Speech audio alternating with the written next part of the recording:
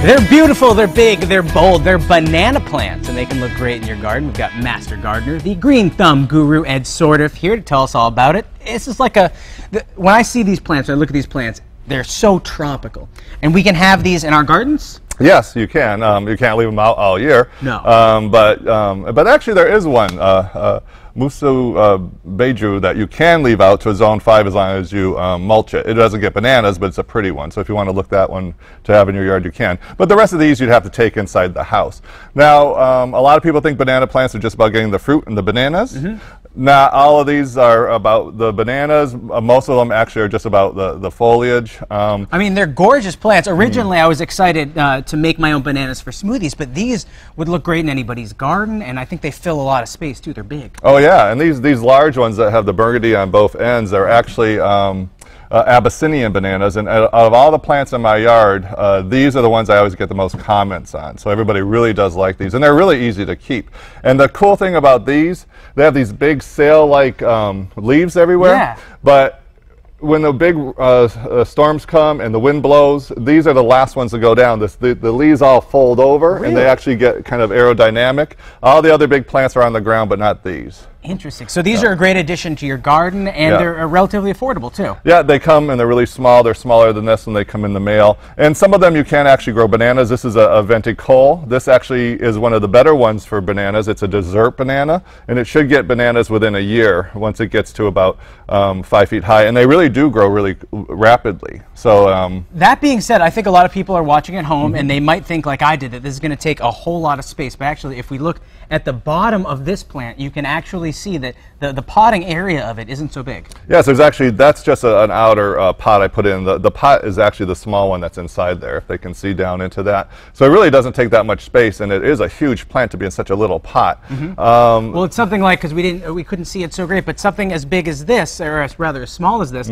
you put it in a huge planter, and it's not really going to take up a lot of space. No, it won't. And this one has to grow. This is just a little guy, so it's going to keep growing, and it'll fill this up, and I won't have to move it for a while, actually. And actually, bananas, if you want to grow them fast, they're huge feeders. They want a lot of food, so you can actually do a half a teaspoon of your plant food per week in them, and they will grow. They'll grow 1 to 2 leaves a week, and they'll shoot up. They're amazing. Really? And the type of food you use, which is unusual, you would think, you actually use a tomato food. If you go to the store, find a food that's made for tomatoes with high potassium. Because when you go to the store, I found this out this summer, there's regular fertilizer, and then there's specific tomato fertilizer, specific plant fertilizers. Yes. So we want to go tomatoes for our banana plants. Yeah, because you want the potassium in there, and you don't and it also has the nitrogen and the rest in there. So, but it's the potassium that really does help them. And so it's a half a teaspoon per week, and you want to keep them moist all through the summer, and in a full sun, then they'll really take off for you.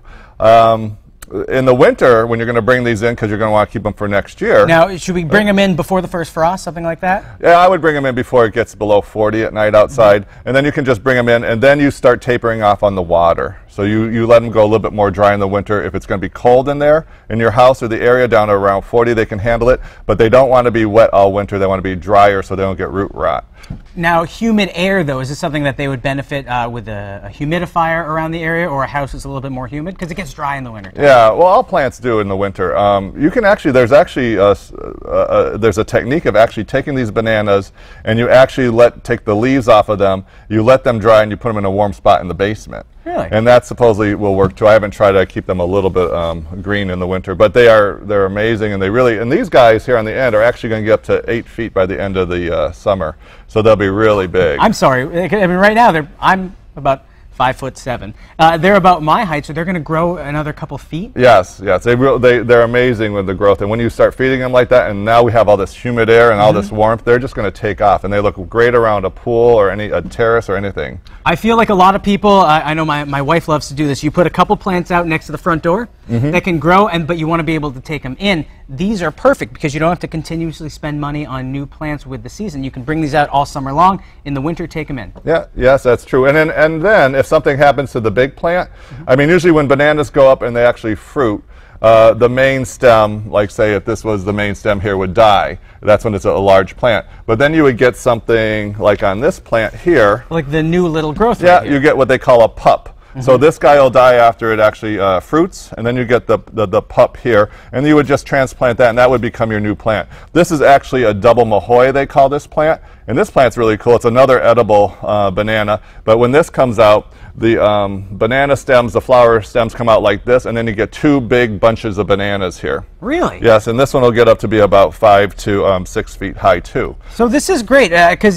think about it, you start growing these in the summer, they get huge, and you bring them in the winter, you've got a taste of the tropics when it's below freezing outside. Yes, yes, it looks great in the house, and then in the summer it just really adds that tropical feel to the yard. And even if you get no bananas, even if you get one banana, it's worth it. It would totally be worth it. And always a pleasure. The Green Thumb Guru, great having you here. Look, banana plants, didn't think you could grow them, but now you got a taste of the tropics right in your very own home.